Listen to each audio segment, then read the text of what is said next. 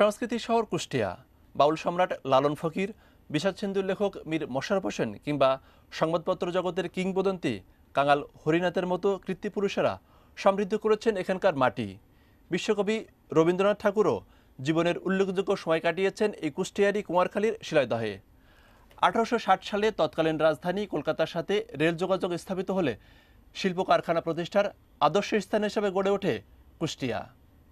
আমাদের এই সপ্তাহের ভিজুয়াল ডায়েরি কুষ্টিয়ার কুমারখালীর ইতিহাস, ঐতিহ্য এবং কয়েকজন গুণী মানুষের কীর্তি নিয়ে। সঙ্গে আছি আমি মনিরুল ইসলাম মিন্টু।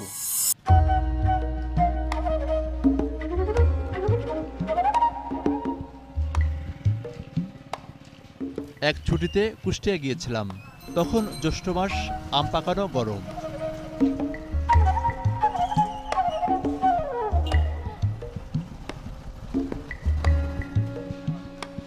প্রথমে গেলাম কুষ্টিয়ার কুমারখালী উপজেলার কুণ্ডুপাড়ায়। গ্রামীণ সাংবাদিকতার পথিকৃৎ হরিনাথ মজুমদারের বসতবাড়ি। সঙ্গে কুষ্টিয়া প্রতিনিধি শরীফুল ইসলাম, ক্যামেরাম্যান সেতু আহমেদ, স্থানীয় সাংবাদিক হাবিব চৌহান এবং সাংস্কৃতিক কর্মী মুজিব আলম। কুষ্টিয়া আমার নিজের বাড়ি হলেও দুর্ভাগ্য, কাঙাল হরিনাথের ছাপাখানাটি আগে দেখা হয়নি আমারও।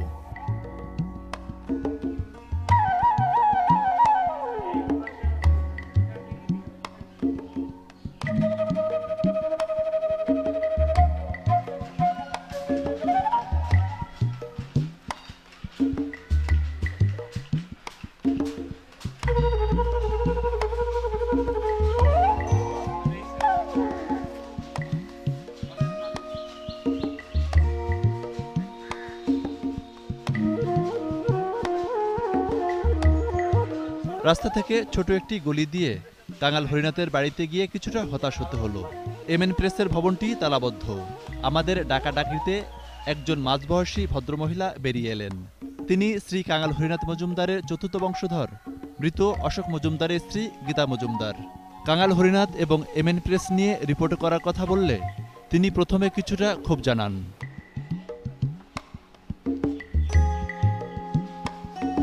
বংশ পরস্পরায় 5 পুরুষ ধরে হরিনাথের সব অমূল্য সম্পদ আগলে রেখেছেন তার বংশধরেরা। হরিনাথ মজুমদারের জন্ম আর মৃত্যুবার্ষিকীতে কিছুটা আনুষ্ঠানিকতা ছাড়া সারা বছর আর কোনো কর্মকাণ্ডে থাকে না তাকে নিয়ে।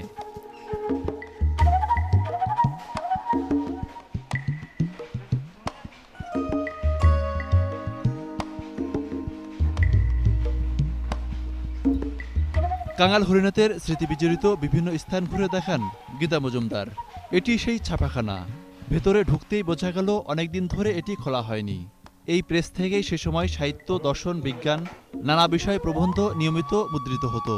তবে ঐতিহাসিক সেই ছাপার যন্ত্র, হাত মেশিন, বাংলা টাইপ ও হরিনাথের কিছু পাণ্ডুলিপি দীর্ঘদিন ধরেই পড়ে আছে অবহেলা আর অযত্নে। দর্শনার্থীদের দেখা তেমন কোনো ব্যবস্থা নেই।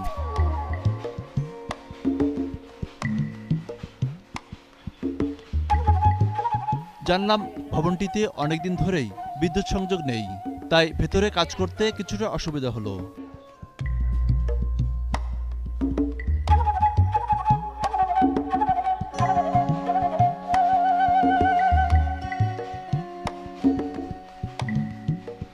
অবশ্য দীর্ঘদিন ধরে অবহেলা আর অযত্নে থাকা ছাপাখানা ও পাণ্ডুলিপি সংরক্ষণে উদ্যোগ নিয়েছে সরকার। তৈরি হচ্ছে একটি স্মৃতি মিউজিয়াম। তবে তার বসতভিটা এবং সমাধিক্ষেত্র সংরক্ষণে সরকারের নেই কোনো উদ্যোগ। গীতা মজুমদার জানালেন, 1990 সালে তারা এই ছাপাখানা থেকেই ভোটার তালিকা তৈরি কাজ করেছিলেন। কিছুটা সংরক্ষণের মাধ্যমে ছাপাখানাটি আবারও ব্যবহারের উপযোগী করা সম্ভব।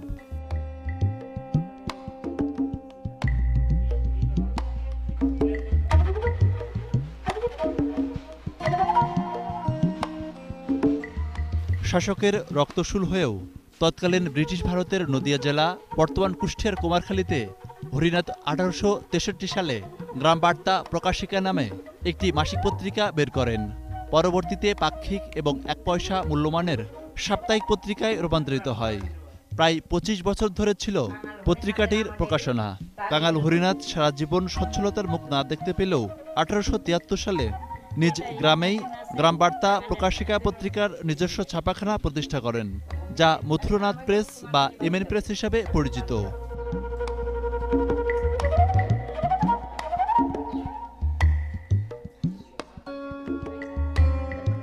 গীতা মজুমদার আমাদের সেই দুর্লভ পাণ্ডুলিপিগুলো দেখান।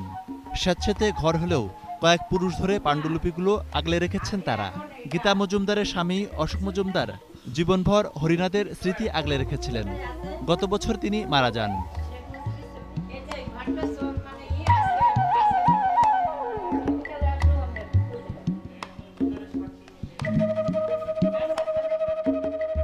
ব্রিটিশ ম্যাজিস্ট্রেট ও দেশের জমিদারদের অব্যাহত হুমকিতেও হরিনাথ তার পত্রিকা বের করা থেকে বিরত থাকেননি।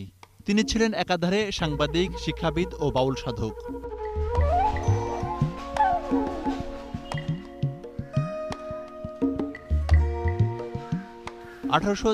সালে হরিনাথের মৃত্যু হলে তার একটি আঙুল কেটে সেই সময় বাস্তুভিটায় তৈরি করা হয়েছিল একটি সমাধিস্তম্ভ।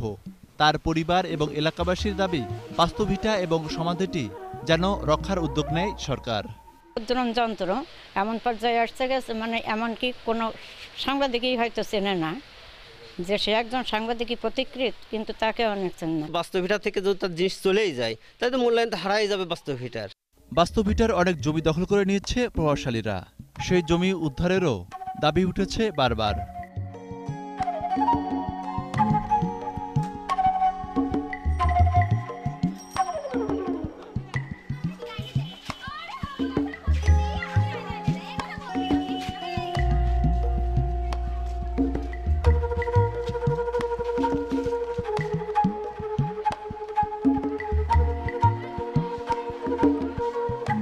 এবার আমরা যাই তার প্রতিষ্ঠিত স্কুলে।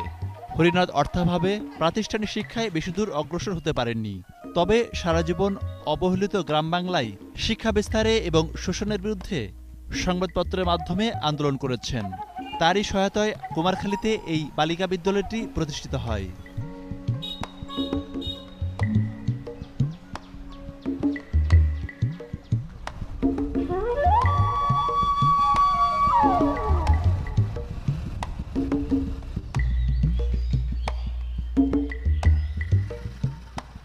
এরপর আমরা যাই সেই স্মৃতি মিউজিয়ামে। পৌরসভার পাশে 2013 সালে এর নির্মাণ কাজ শুরু হয়। সেখানে থাকবে একটি অডিটোরিয়াম, জাদুঘর ও লাইব্রেরি। শিগগিরই এটি উদ্বোধন হওয়ার কথা। সেখানে সংরক্ষণ করা হবে হরিনাথ মজুমদারের অমূল্য সব কীর্তি।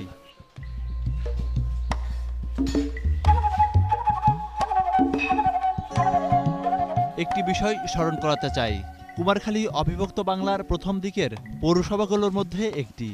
কুমারখালী পৌরসভা গঠিত হয় 1869 সালে। একসময় হিন্দু প্রধান এলাকাটি যে বেশ উন্নত ছিল, এ নিয়ে কোনো সন্দেহ নাই।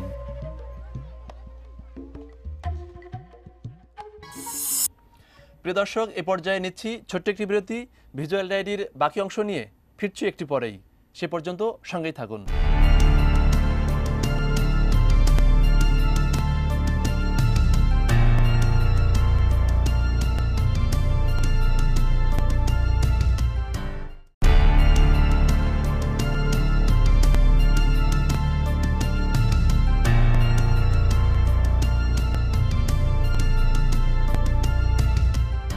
দর্শক, আবারও স্বাগতম ভিজুয়াল ডায়েরি অনুষ্ঠানে। আমাদের সঙ্গে থাকার জন্য ধন্যবাদ।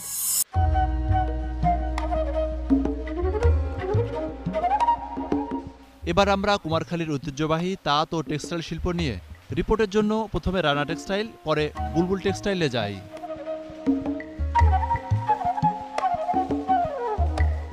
টেক্সটাইল মিল দিয়েই 90 দশকে কুষ্টিয়ার কুমারখালীর আলাদা পরিচিতি হয়েছিল সারা দেশে।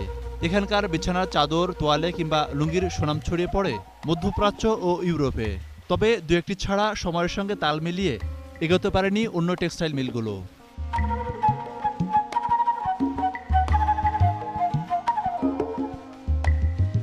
শিল্পের জন্য গ্যাস খুব জরুরি হলেও কুষ্টিয়ায় এখনও গ্যাস পৌঁছায়নি। কারখানাগুলোতে পর্যাপ্ত বিদ্যুৎ সরবরাহের অভাব। ব্যাপক সম্ভাবনা সত্ত্বেও গ্যাস, পর্যাপ্ত বিদ্যুৎ ও অবকাঠামোগত সুবিধা না থাকায় আশানুরূপ সাফল্য পাচ্ছে না টেক্সটাইল শিল্প।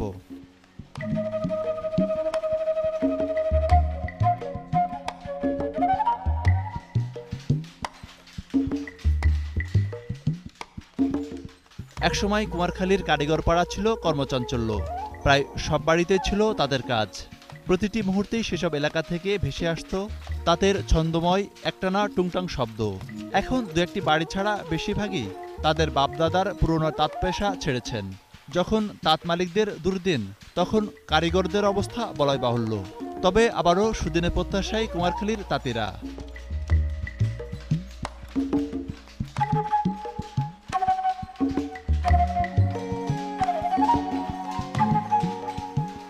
আগেই বলেছিলাম তখন ছিল আমপাকা মৌসুম। দুপুরে হঠাৎ বৃষ্টি। আমরা তড়িঘড়ি করে একটি ছোট হোটেলে আশ্রয় নিলাম। পাশ দিয়ে বয়ে গেছে গড়াই নদী। আমাদের দ্রুত কাজ শেষ করতে হবে, কিন্তু বাগড়া বাঁধল স্বাদের বৃষ্টি। বেগ ক্রমেই বেড়ে চলেছে।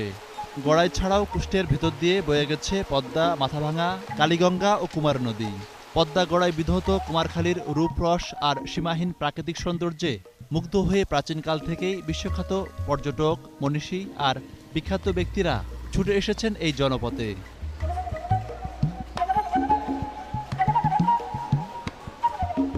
বৃষ্টি শেষে তাদের আরও কিছু কাজ করে সাংবাদিক হাবিব চৌহান তার বাড়িতে নিয়ে গেলেন। থানা থেকে 1 কিলোমিটার মধ্যে, প্রচুর গাছপালা, ছোট্ট একটি পুকুর। ওই বাড়িতে অনেকগুলো আম খেয়েছিলাম সেদিন আমরা।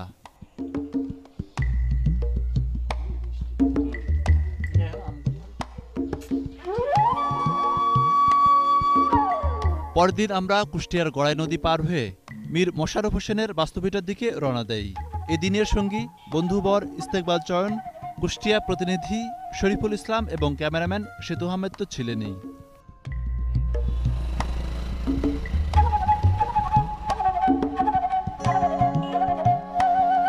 একটি কথা না বললেই নয়, গড়াই নদীর অবস্থা দিন দিন করুণ হয়ে পড়ছে। চর পড়ে ভরাট হয়ে যাচ্ছে। স্থানীয়রা বললেন, নাব্যতা রক্ষার নামে যে ড্রেজিং করা হয়েছে তাতে নদীকে আরও মেরে ফেলা হচ্ছে।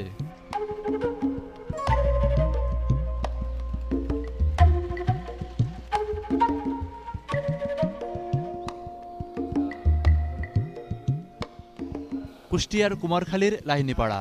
এখানেই উপন্যাসিক, নাট্যকার ও প্রাবন্ধিক মীর মোশাররফ হোসেনের বাস্তুভিটা। কুমারখালী উপজেলার মধ্যে হলেও এটি শহর থেকে খুব বেশি দূরে নয়।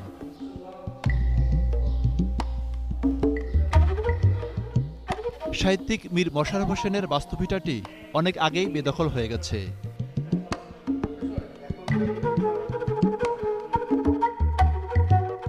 2008 সালে তৈরি করা হয়েছে স্মৃতি পাঠাগার কাম অডিটোরিয়াম।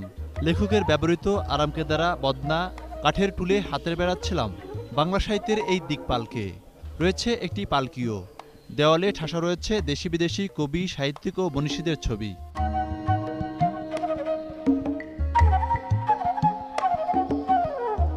(1847) সালে কুষ্টিয়া জেলার লাহিনীপাড়ায় এক সম্ভ্রান্ত পরিবারে জন্ম মীর মোশাররফের। বিষাদ-সিন্ধুর অমর স্রষ্টা, বাংলা সাহিত্যের প্রথম নাট্যকার ও ঔপন্যাসিক মীর মোশাররফ। কথা হয় মীর মোশাররফ হোসেনের এক বংশধরের সঙ্গে। তিনি এখন স্মৃতি পাঠাগারের দায়িত্বে। মোশাররফ হোসেনের যে সর্বশেষ 74টি মতো যে গ্রন্থের সন্ধান পাওয়া গেছে, তার অধিকাংশ লেখা উনি এখান থেকে শুরু করেছিলেন। এর বাইরে যদি মূল জাদুঘরটা করা হয়, পাশেই যেখানে আছে এখানে ওনারাও দিতে ইচ্ছুক। আমরা জানি যে মোশাররফ হোসেনের এখানে 32 বিঘার উপরে বাগান এবং বাড়ি ছিল। সেটার কিছু অংশ 3.5 বিঘা মতো সরকারের হাতে এবং বাদবাকি এখনও পড়ে আছে আর কি। মীর মোশাররফ হোসেনের বাস্তুভিটায় এখন আর তেমন কিছু পাওয়া যায় না। তবে সে সময়ের তৈরি একটি কুয়া এখনও টিকে আছে।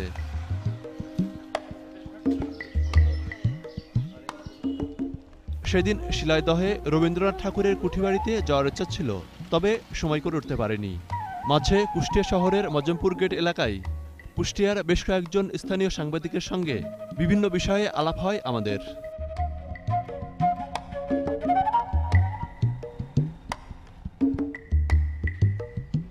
এবার গন্তব্য আধ্যাত্মিক সাধক বাউল সম্রাট লালন শাহের মাজার কুমারখালীর সেউরিয়ায়।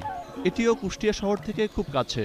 প্রতিদিন লালনের মাজার দর্শনে আসেন দূর দূরান্ত থেকে হাজারো পর্যটক ও ভক্ত। সম্রাট লালন শাহের সমাধিস্থলেই রয়েছে তার মুরিদ ও শিষ্যদের সমাধি। তিনি বাউল সাধনার প্রধান গুরু, বাউল গানের শ্রেষ্ঠ রচয়িতা এবং গায়ক। লালন শাহ কোনো প্রাতিষ্ঠানিক শিক্ষায় শিক্ষিত ছিলেন না, কিন্তু নিজ সাধনা বলে তিনি হিন্দু মুসলমান উভয় ধর্মের বিশেষ জ্ঞান লাভ করেন। লালনের আখড়াতে সবসময় পাওয়া যায় লালন সাধকদের। এক লালন ভক্ত ও সাধক আমাদের একটি গান শোনালেন। তিন পাগলে হলো মেলা নদে এসে, তিন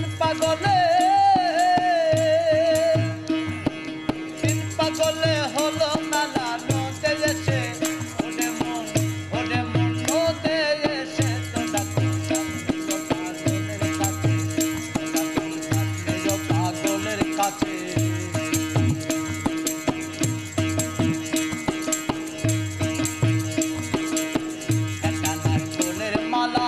তাতে জল তুলা ফেলা করম বসে, জানার ফুলের মালা তাতে জল তুলা ফেলা করম বসে। আবার হরি বলে পড়ছে দুলে তুলার মাঝে, আবার হরি বলে পড়ছে দুলে তুলার মাঝে, ওরে মন তুলার মাঝে তোরা পাগলের কাছে, পাগলের কাছে। আতিথেয়তাকে যদি ধরা হয় কোনো জনপদের সামাজিক অগ্রসরতার মানদণ্ড, তাহলে সে বিচারে উপরের দিকেই থাকবে কুষ্টিয়া। লালন উৎসব কিংবা অন্যান্য সাংস্কৃতিক কর্মকাণ্ডে এর প্রমাণ পাওয়ার কথাও বলেন বাইরে থেকে যারা আসেন তারা। তবে অর্থনৈতিক সমৃদ্ধির বিচারে দিন দিন পিছিয়ে পড়ছে এ অঞ্চল। গ্যাস সরবরাহ না থাকা এবং পুরনো শিল্প প্রতিষ্ঠানগুলো একে একে দুর্বল হয়ে যায় এই পরিস্থিতির সৃষ্টি। দর্শক, কুষ্টিয়া আবারও ফিরে পাবে তার লুপ্ত গৌরব, এই আশা নিয়েই শেষ করছি আজকের ভিজুয়াল ডায়েরি। এতক্ষণ আমাদের সঙ্গে থাকার জন্য ধন্যবাদ।